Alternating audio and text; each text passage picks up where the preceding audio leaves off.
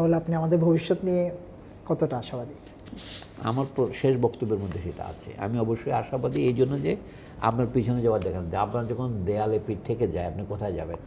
আপনার পক্ষে অধিনায়ক সামনে মনে রাখতে হবে বাংলাদেশ একটা জনযুদ্ধের মাধ্যমে স্বাধীন হয়েছে। বাংলাদেশের স্বাধীনতা আর ভারতের স্বাধীনতা ঠিক এক জিনিস নয়।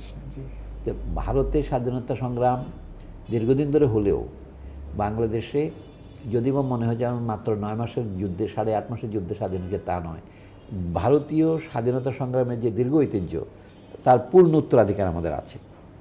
পাকিস্তান আমলে আমরা যে লড়াই করেছি এটি আমাদের একমাত্র লড়াই নয়। ব্রিটিশ আমলের লড়াইটা কথা আমরা ভুলে যাচ্ছি কেন?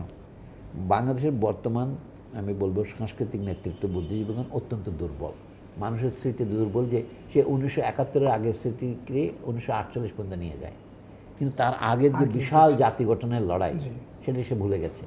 যদি আপনি যতই ফাউন্ডেশন থেকে গ্রহণ করবেন, অনেকে মনে করে এটা ঠিক নয়। অনেকে বলছে বাংলাদেশ 1971-এর দিকে তাকিয়েছে কেন, তার তো উচিত 2040-এর দিকে তাকানো, মানে অন্য দেশের উদাহরণ দিয়ে বলে, কিন্তু এটা ভুল দৃষ্টিভঙ্গি। আপনি যতদূর ভবিষ্যতে দেখতে চান ততদূর অতীতে আপনার যেতে হবে।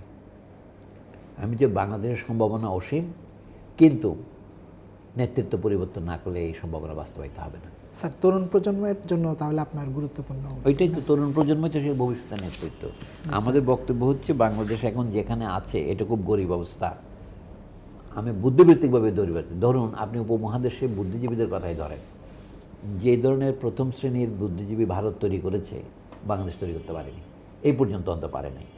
বাংলাদেশে 1-2 নোবেল লরেট পেলেই বাংলাদেশ হবে না। আমি যে বাংলাদেশের তরুণ বুদ্ধিজীবীদের যেখানে নষ্ট করতেছি আমরা মনে করছি কি শুধু সায়েন্স অ্যান্ড টেকনোলজি শব্দটা দেখেন, সায়েন্স বলে আপনার প্রাণ তৃপ্তি পাচ্ছে না, সাথে টেকনোলজি বলছেন। টেকনোলজি তো সায়েন্সেরই ফসল, তো সেইটা শিক্ষাকে আমাদের সংকুচিত করছে। আমাদের যেটা বলে সাধারণ শিক্ষা, আগের দিনে মানুষ কী শিখত? প্রাইম মিনিস্টারদের কী শিক্ষা দেওয়া হতো?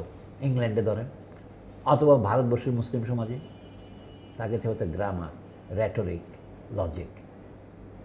আপনি যদি গ্রামার, র্যাটরিক, লজিকে যেতে বিষয়, অর্থাৎ আপনি যদি বেসিক সায়েন্স ফিলোসফি পড়েন, যে কোনো বিদ্যার মোকাবিলা করতে পারবেন। ওগুলো তো অ্যাপ্লাইড সায়েন্স। আমাদের শিক্ষা ব্যবস্থার প্রধান ত্রুটি হচ্ছে আমরা প্রাথমিক শিক্ষা শেষ না করে, মাধ্যমিক শিক্ষা শক্ত না করে লোকজনকে কারিগরি শিক্ষায় পাঠাচ্ছি। এটা মারাত্মক ত্রুটি। তো ভবিষ্যতে বাংলাদেশের নেতৃত্ব গঠন করতে হলে আমি শেষ কথা এটাই বলবো, আমাদের শিক্ষা ব্যবস্থার মধ্যে র্যাডিক্যাল পরিবর্তন আনতে হবে। শিক্ষা ব্যবস্থা করতে হবে প্রাইম মিনিস্টার তৈরি করার জন্যে। অর্থাৎ every student should be educated in such a way that he or she will be ready to become a prime minister. দর্শক, আজকে এই পর্যন্তই। দেখা হবে আগামী কোনো অনুষ্ঠানে।